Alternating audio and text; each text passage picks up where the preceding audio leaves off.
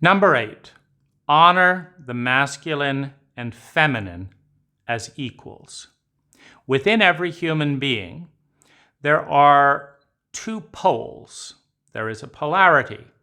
There is a polarity in every human interaction. In communication, you have a speaker and you have a listener. In an exchange of coming together, someone says, "How about it?" And the other person says yes or no. There's an initiator and there's a responder. There's a leader and a follower. And I say this as a polarity because there is no communication without both speaking and listening.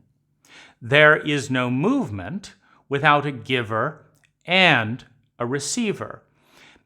Every single human interaction has this polarity. One person reaches out a hand to shake it and the other one responds or they do not. One person smiles and says, "Hey, how are you?" And you either ignore that or you respond. And this is the masculine and feminine polarity within every human being. Now, we are a culture that emphasizes the masculine, values men traditionally more than women, values big more than small, values teachers more than students, values the person who's dictating something versus the person being dictated to. We overdevelop the masculine. So to honor the feminine within you and within your environment is to cultivate the neglected pole in a chauvinistic cult, to invest in the art of listening, to learn to graciously receive, to learn to respond with attunement rather than competition, to develop an equal pairing within the self so that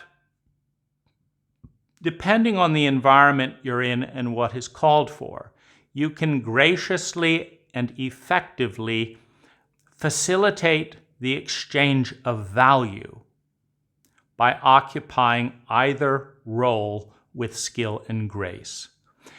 There is no exchange of energy without a giver and a receiver. If you believe that receiving is weak or not very high ranking, and you don't have the ability to graciously receive gifts or receive love or receive attention, you diminish the interaction for both sides. A giver cannot enjoy giving if receiving makes you uncomfortable. And so this is one side of honoring the masculine and feminine. The other side of honoring the masculine and feminine is to internalize the best parts of the traditional male-female relationships. So, for example, in traditional masculine-feminine relationships, the man courts the woman or takes an interest in how she feels and learns and attunes and provides for her. So if you're a woman honoring and balancing the masculine and feminine, take time to notice how you feel. Don't wait for a man to provide all of the joy and exuberance and sensuality, etc., and beauty that you enjoy. Let your masculine side develop competency, develop skill, develop strength and value, and then use your masculine side to pleasure, to serve, to honor your feminine side, the side that gets excited. And when you do something for yourself, as a man or as a woman, that brings, that is a gift. I got you a new jacket today, self. Celebrate that. Wow, thanks. because this is the feminine role, to show that expansive joy. In the healthy dynamic of masculine and feminine energy, it doesn't matter which gender is playing the role. In the healthy dance of the masculine feminine energy, the masculine protects, understands, serves, and provides for the feminine, both within and without. And the feminine shows gratitude, shows joy, shows responsiveness, shows pleasure, and makes life worth living. The feminine in you and the feminine of those in your life. It's tremendous fun to give gifts, to give time, to give attention to someone who delights in the gift, who is grateful for the gifts, who says, wow, this is so amazing. Thank you. You have changed my life. That is a feminine energy. And in order to create a sustainable chemistry between the masculine and feminine, if you as a man give a beautiful dinner to yourself, you take yourself out to dinner, it's the feminine in you that enjoys that and needs to say thank you to the part of you that used discipline and structure to make the money and drive you safely to the rest. The feminine needs to be there saying, wow, I'm valuable, I'm important, I'm great.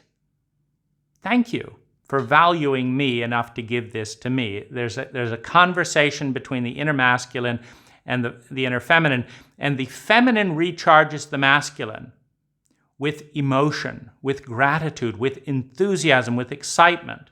What's the greatest joy of a parent in this feminine-masculine dynamic? They get something that they know their child is excited about and enjoy, and they live. It's like, what makes that all worthwhile? It's the child unwrapping the gift, etc., and opening that up, and it's like, wow, this is for me, and the joy they have with it. And you have the sense that structure, that discipline of the masculine is valuable. It means something because someone graciously received that in their feminine side, whether it's you or someone else. The most healthy and dynamic chemistry, you can think of a battery. The most functional battery has a balance of a negative and a positive charge. The most dynamic, alive, sustainable relationships have a balance of masculine and feminine energy, where the masculine learns what brings the most joy to the feminine side, often by being direct and asking, would you like this or would you like this more? What would bring you joy inside? What would bring you joy, self? What would just be over the top, exciting and wonderful for you, inner feminine? And the inner feminine needs to speak and say this, the smell of this, the ambiance of this, the touch of this, the engaging like this, the music like this would be heaven for me. And when the masculine, either for oneself or for another, responds and says, I'm going to make that happen. I'm going to do that. I'm going to set it up this way so that you, the inner feminine or the outer feminine, has this transcendent, amazing experience. And what recharges the masculine is the openness, the gratitude, the joy of having that gift be received. And the masculine recharges and learns to do that even better next time. If you do this for yourself, where your inner masculine as a male or a female will take the time to respect, learn about, and work for the inner feminine, the one that knows what they want, the one that knows what brings them joy, you've got a rich and meaningful life that you can live independently because you've got a masculine side that can work their ass off to please your feminine side. And you've got a feminine side that can luxuriate and honor and adore and open to and celebrate the masculine inside and out. This bypasses, of course, the bitterness that comes up when a woman not honoring their inner masculine, so that the inner masculine doesn't want to work for them because the inner feminine is not honoring the inner masculine, or the woman doesn't understand, I've got a masculine side that can work my ass off for myself. And I've got a feminine side who can thank and show gratitude to me, the inner masculine, for doing this, for studying a new language, for taking a new course that allows the inner feminine, for earning more money, for example. The inner feminine can tell the inner masculine, hey, it would be so nice if you could provide me with, a beach trip to Phuket, Thailand, and do this and this and this. And the inner masculine can say, okay, I'm gonna work on that. I'm gonna figure it out. The structure and the emotion, the inner masculine and the inner feminine.